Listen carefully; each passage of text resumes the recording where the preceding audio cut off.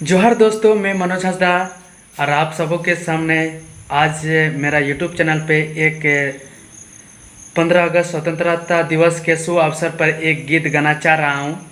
और यह गीत मैंने खुद अपने ही तैयारी किया है और मैं अपने खुद से सोचा है, समझा है और आप सबों के सामने यह गीत प्रस्तुत कर रहा हूँ।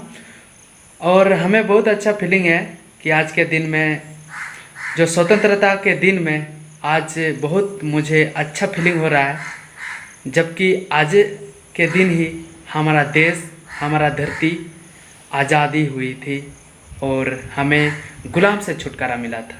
तो चलिए, मेरा गीत कैसा है आज हम सुनते हैं।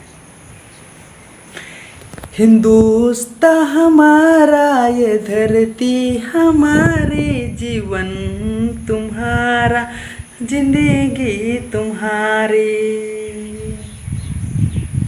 हिंदुस्तान हमारा, ये धरती हमारी, जीवन तुम्हारा, जिंदगी तुम्हारी। लहराएंगे तिरंगा, हर खुशियाँ भरंगा,